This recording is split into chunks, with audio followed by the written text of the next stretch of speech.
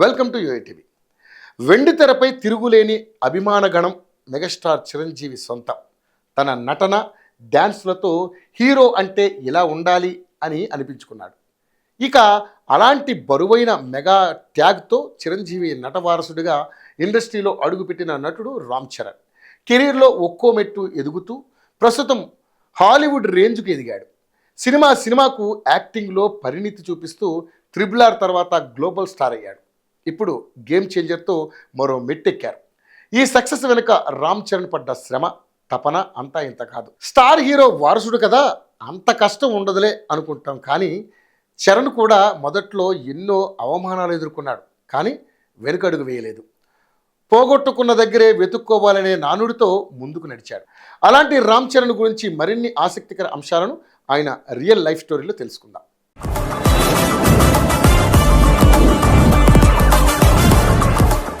కొడిదెల రామ్ చరణ్ మార్చి 27, 1985న చిరంజీవి సురేఖ దంపతులకు జన్మించారు. రామ్ చరణ్ పెరిగిందంతా చెన్నైలోనే. మెగాస్టార్ చిరంజీవి ప్రస్తుతం ఇండస్ట్రీ పెద్దగా ఉండడంతో పాటు హీరోగా సినిమాలు చేస్తున్నారు. ఇక రామ్ చరణ్కు ఒక అక్క, చెల్లి ఉన్నారు. అక్క సుస్మితకు 2 కూతుళ్ళు కాగా ఆమె ఇండస్ట్రీలో కాస్ట్యూమ్ డిజైనర్గా పనిచేస్తున్నారు.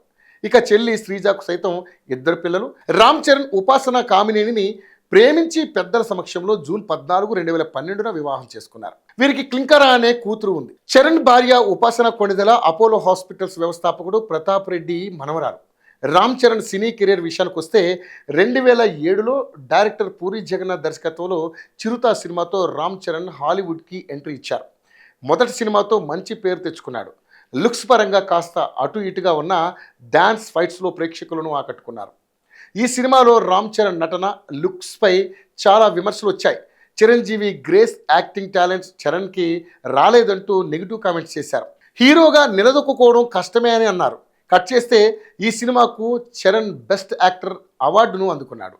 నంది స్పెషల్ జ్యూరీ అవార్డు కూడా అందుకున్నాడు. ఆ తర్వాత ఎస్ఎస్ రాజమౌళి దర్శకత్వంలో మగధీర సినిమాలో నటించే అవకాశం వచ్చింది. ఈ సినిమా టైంలో స్టార్ కొడుకు కాబట్టి ఛాన్స్ ఇచ్చారని అంతా అనుకున్నారు. కానీ రాజమౌళి నటుడిలో టాలెంట్ ఉందని గుర్తిస్తే పిండి పిప్పి చేసైనా నటనను బయటకు తీస్తారు. ఆయన సెలక్షన్ కూడా అలాగే ఉంటుంది. రామ్ చరణ్ మగధీరలో 2 పాత్రలు చేశారు. రెండింటికి చరణ్ అయితే సూట్ అవుతాడని రాజమౌళి సెలెక్ట్ చేసుకున్నారని ఆ తర్వాత అందరికీ తెలిసింది. 2వ సినిమాతోనే చరణ్ సంచలన విజయాన్ని అందుకున్నారు.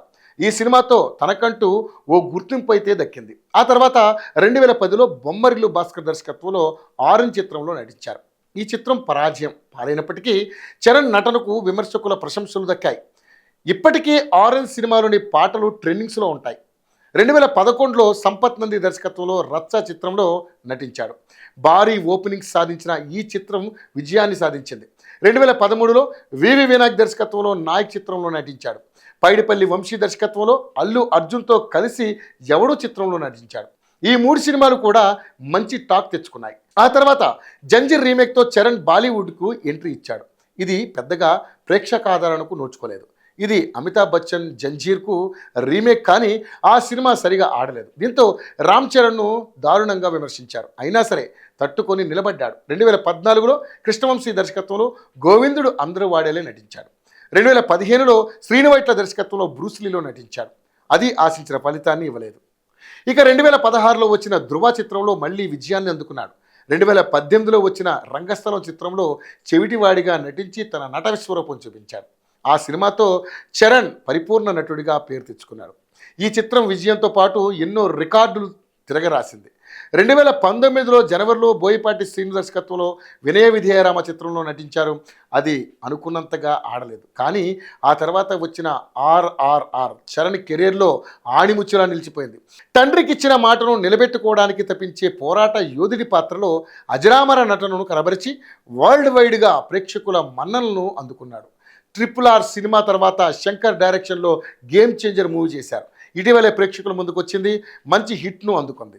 చరణ్ ఉప్పెన దర్శకుడు బుచ్చిబాబుతో ఓ సినిమా చేస్తున్నారు. ఆ తర్వాత మళ్ళీ సుకుమార్తో రామ్ చరణ్ సినిమా చేయనున్నట్లుగా అధికారికంగా ప్రకటించారు. ఇలా back to back national international స్థాయి కంటెంట్తో అభిమానులను అలరించేందుకు రెడీ అవుతున్నారు. ఇవన్నీ చిరంజీవి వారసుడిగా రామ్ చరణ్ సాధించిన ఘనతలు కాదు, తన స్వయం కృషి, వ్యక్తిత్వం, అసమాన నటనతో రామ్ చరణ్ సాధించిన విజయాలు. ఇప్పుడు చరణ్తో సినిమా చేయడానికి బాలీవుడ్ అగ్ర నిర్మాణ సంస్థలు కూడా క్యూ కడుతున్నాయి. ఇక రామ్ చరణ్ హాలీవుడ్ కూడా ఎంట్రీ ఇవ్వబోతున్నారు.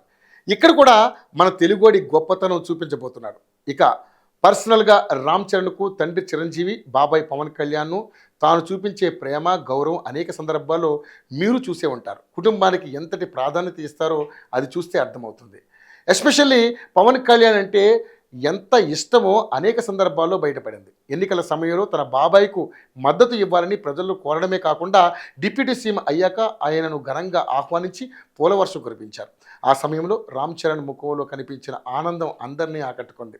ఇక చరణ్ తన సోదరుడు వరుణ్ తేజ్, బామ్మర్దులు సాయిధరం తేజ్, పంజాబ్ వైష్ణవ్ తేజ్కు తన అవసరం ఉంది అన్నప్పుడల్లా తన తోడ్పాటు అందిస్తూనే ఉన్నాడు.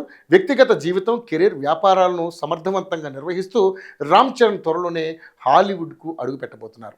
అక్కడ కూడా మన తెలుగోడి ప్రతిభను ప్రపంచానికి చాటి చెప్పే రోజులు దగ్గరలోనే ఉన్నాయి. ఇలాంటి అద్భుతమైన వ్యక్తిత్వం, సమర్థతను కలిగిన చరణ్ ఎంతమంది అభిమానులను పొందడంలో ఆశ్చర్యమే లేదు. మనమందరం అతని విజయాల పరంపర అలాగే కొనసాగాలని కోరుకుంటూ రాబోయే రోజుల్లో మరిన్ని ఘన విజయాలు సాధించాలని మనస్ఫూర్తిగా ఆకాంక్షిద్దాం.